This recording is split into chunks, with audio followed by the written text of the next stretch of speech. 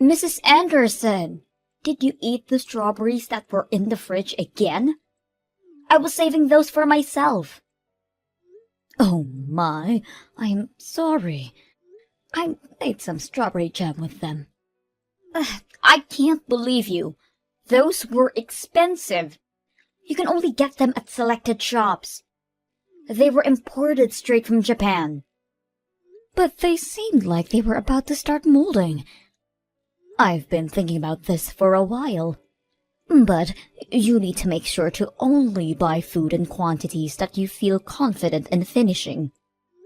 I understand that you like to take your time eating those nice things, but you always end up letting them spoil. It's just a waste. I'm sorry. Did I ask for your opinion? I don't need to hear anything from a person who's too poor to afford nice things. You wouldn't understand how it feels to cherish these things. Did you just call me poor? This is too frustrating. I can't take this anymore. I only decided to move in with you because Larry told me that there would be a bunch of benefits for me. But all you provide for the two of us is stress. What? You use the nice things that I buy without any permission. You only pay a small fraction of the rent. And worst of all, you don't even spoil your daughter-in-law, regardless of how much she's done for you. I'm sorry, but what have you done for me? I let you live with me. Didn't Larry let you know that he wanted to live with me before the two of you decided to get married? That doesn't matter. I can't take this anymore. I've decided that I'm going to stop acting like the nice little housewife that I always try to be. I'm going to stop myself being such a sweet soul to you. And I'm taking better care of myself. Have you ever really been kind to me? You call yourself a housewife and try to look nice in front of Larry. But we both know that the truth is that I always do the housework, while you lie down on the couch, scrolling on your phone. Shut your mouth, you peasant! Don't you dare speak to me like that! You need to keep in mind that the only reason that you have a place to live is because my husband and I are kind enough to provide for you. Larry, I need to tell me what you told Molly to convince her to live with me. Huh? What do you mean, Mom? She just threw all of her anger at me, that this isn't what she signed up for, and that you told her that there would be benefits on her side by living with me. She even went as far to call me a peasant, and that I should be ashamed of not being able to spoil her. Molly told me that you were the one who came up with the idea to live with me and that you convinced her to do so. So I need to know what you told her. Just come clean with it. I need to know this to straighten out this whole situation. Besides, I've been having a feeling that you're lying to me for a while now. What? I mean, you had a bunch of money inherited to you when Dad died, didn't you? You worked at a decent company, so I imagine the insurance was great. Therefore, I figured that you had enough to be well off for the rest of your life. Maybe even better than well off. So I told Molly that you would support us a pretty good amount per month if we let you stay over at our place. So we had a discussion and decided that it would be best to rent the money that we need for now and have you support us to pay it back. And you tried to ask me to live with you guys without raising any suspicions by keeping something so huge from me? Wow. I remember how happy I was when Molly told me that she wanted to keep me close for when I grew old. It was all about just money. Huh. You don't have to say it like that, Mom. Don't you enjoy our company? After finding out about your motives, no, I don't. You turned Molly into a cold-hearted liar. Now all she does is complain about my presence and call me poor. I should never have even bothered living with the two of you. So explain everything to Molly right now. that there was never a conversation about me providing for the two of you and that you lied about it. And while you're at it, apologize and tell her that you'll single-handedly provide for her from now on. What? How did our conversation end up in that direction? You're supposed to be understanding and help us more with future payments. Why would I do that? Because Molly isn't the same girl as the girl I met either. Ever since my salary started going down, she's been constantly irritated about my presence too. Thanks to that, she and I haven't been doing so well as a couple. I can't say that I didn't notice how her behavior towards you had changed as well. Even in this situation, I believe that you would help me. Because you're my mother, and that's what mothers should do for their sons. But you didn't even bother offering help. And now you're trying to abandon me in this situation and leave everything in my hands. Don't you see how harsh you're being? You're my mother, so do something. Are you kidding me? How old are you? Someone your age needs to pick up their crap and finally become independent. I'm the one who should be asking you if you're kidding me right now. What kind of mother behaves like that to her son? If you're going to be so cold, then fine. I see how it is. I could kick you out of the house as soon as I want. You are going to kick me out? Even though you're the one who suggested that I live with you in the first place.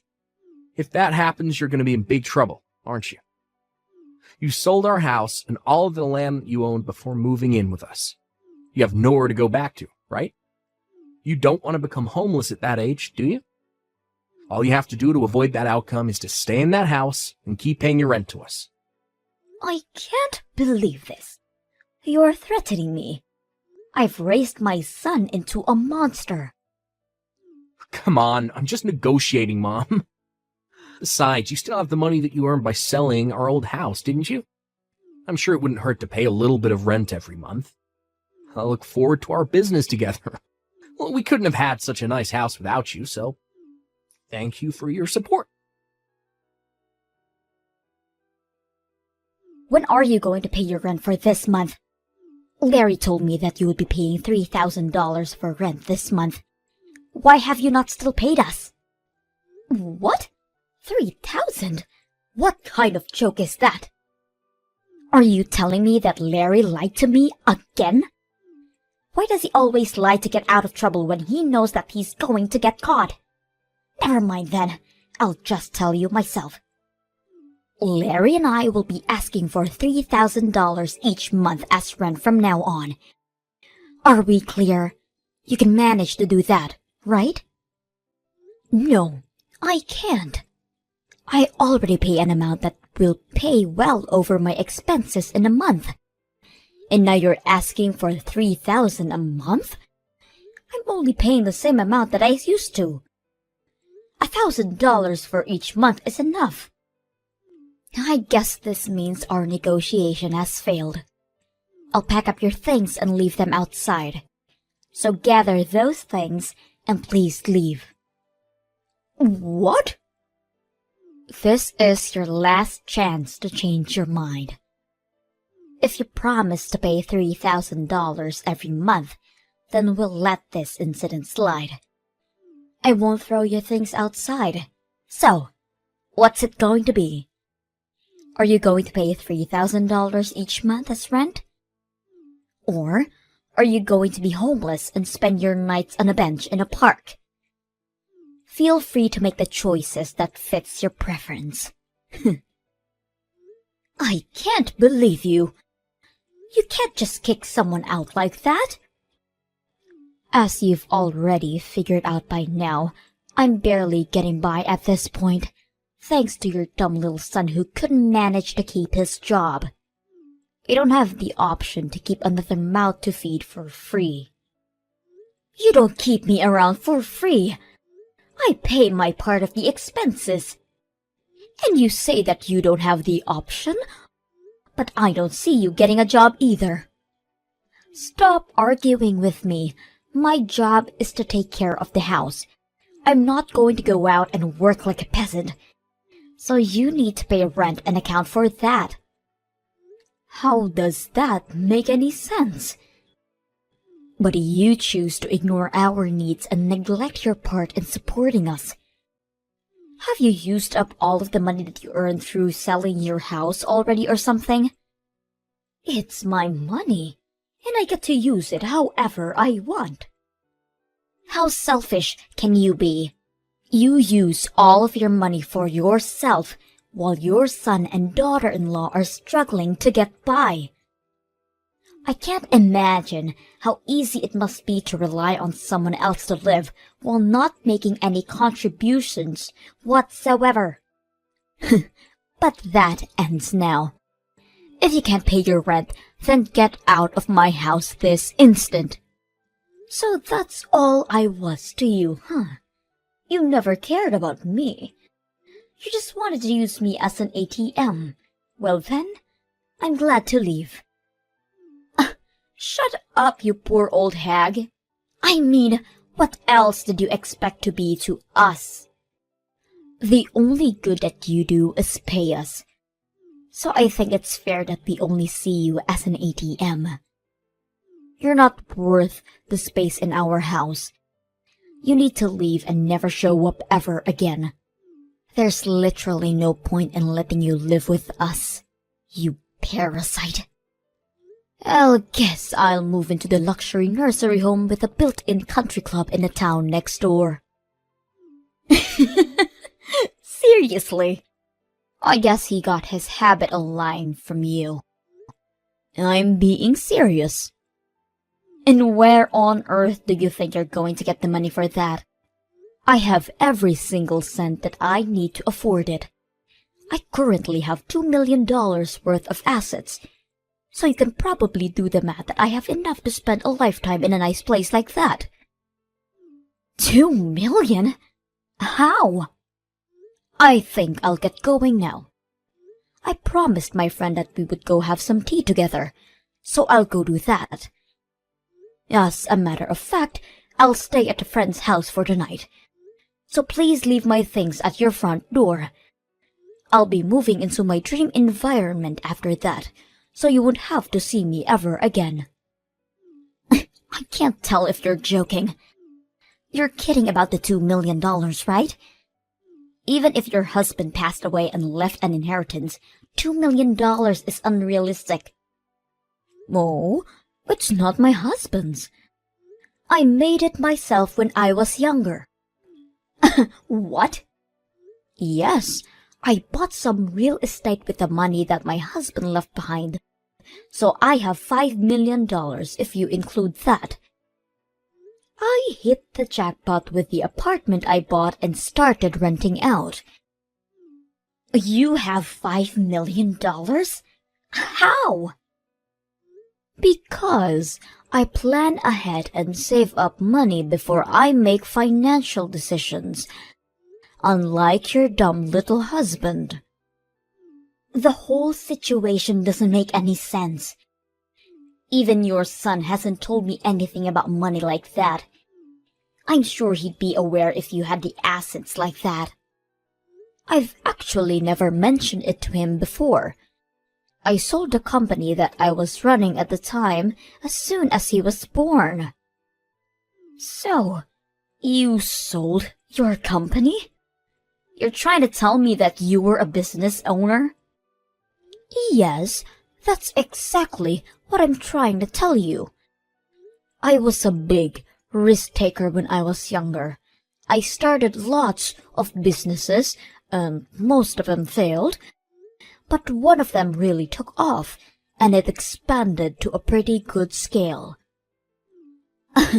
I can't believe this.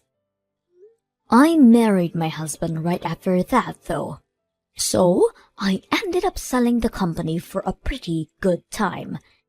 I found it more important to marry and devote myself to the love of my life. Therefore, I sacrificed the potential of becoming a billionaire to pursue it. How could you sell your company for a reason like that? Are you stupid? Do you think so? Because through my eyes, it seems like you and I are doing the exact same things, quitting our jobs to become housewives. I just wanted to support my husband with everything I had, So I did exactly that. He was very kind, but he had trouble balancing his tasks, so I had to step in all of the time, and I enjoyed it a lot. The money that I got was just a bonus. And that's how you got $2 million? Exactly. So that's probably why Larry never mentioned it to you. He simply only knew me as a housewife. The subject just never came up, because we were all happy with the situation that I created. My brain can't keep up with all of this. Then, you can look it up the internet tonight. The company is still pretty large in scale. I'm sure you can find my Wikipedia or something as its founder. Mom, what do you mean you used to own a business? Why did you never tell me about this? And your savings? That should have been the first thing to bring up when you started living with us. Let me ask you this. Why would I have to tell you what my savings are? In fact, why should I even financially support you? Are you serious? Yes, I'm serious. This is my money, so I get to use it however I want to. Is there some type of law that obligates me to help you out because I'm your mother? But I'm your son. Isn't helping me out when I'm struggling the normal thing to do? You don't get it, do you? I'm not going to help you. Especially because you're my son. I care for you. So I need you to learn how to keep going on your own. Come on, Mom. Don't be like that. Look, I'm sorry about all of the things that Molly said to you. I really am. And I'll make sure that she understands her faults too. So, can you please come back and live with us? Molly is saying she'll do all the housework from now on, but I'm sure things are going to work out this time. All you need to do is support us the way you always did, and all are going to be well. Sorry, but I just finished signing up for the nursing home that I was talking about earlier. So, no, I won't be moving back with the two of you anymore. What? Have you already finished signing up? I mean, I can't just stay at a friend's house forever, can I? The place I'm moving to has a whole building to itself, so I'll be spending the rest of my life shopping and sipping margaritas next to a pool. My friend even said that she's moving in with me, so we'll be having the time of our life. They own a whole building? And a country club is inside. How much is that going to cost you? You could save so much money living with us instead. I'd rather use everything I have on myself than let you two parasites steal from me. I hope you and Molly live happily alongside each other. Don't mind me anymore. The poor old hag will be living in a beautiful nursing home with everything she needs to be happiest she could be. Mrs. Anderson, what have you done? What are you talking about? You know what I'm talking about. I really don't. The neighbors, they kept staring at us like we're criminals. And when we approach them, they won't even look at us in the eye. It's very difficult to live comfortably when you're surrounded by people who treat you like that. And why do you suppose that I was the one who did something? Because we haven't done anything to any of them. And this all started as you left our house. Well, I'm so very sorry for the two of you. It might be because I stopped donating to the city. What do you mean? I'd actually been donating to the city for a long while now. You know, giving back to your community feels great. So I'd make large donations towards schools in this area. I also donated all of the money that was used for the furniture of the city hall that was built up a while ago. I'd make donations like the above every year. You do all of that for people that you've never even met? But you still can't pay for our house. How is that fair? Because a couple of adults should be able to account for their own expenses on their own. I lived in that city, and the responsibility was partially mine. So even though I'm not strong enough to participate in volunteer activities, I contribute by using my wealth for the good. But now that I've left that town, I've stopped making those donations. It's not my responsibility anymore. What are we supposed to do now? Everyone knows that the two of us were the reason that you had to leave. So everyone in the city thinks of us as nuisances now? I mean, there aren't many people who are capable of making donations that scale every year. So I guess there won't be anyone to replace me. But it's none of my business anymore, and I have to go easy on spending to keep living in this environment. So all I can say is good luck. What do you mean, good luck? How are we going to keep living here if every single person hates us? Please, come back to town. There's no way on earth that I will ever go back. I mean, who in their right mind would leave a living dream to go back to live with a crappy married couple?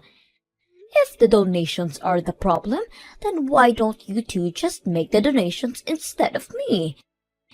It feels amazing to be able to give back to your community and be appreciated by the people at the same time.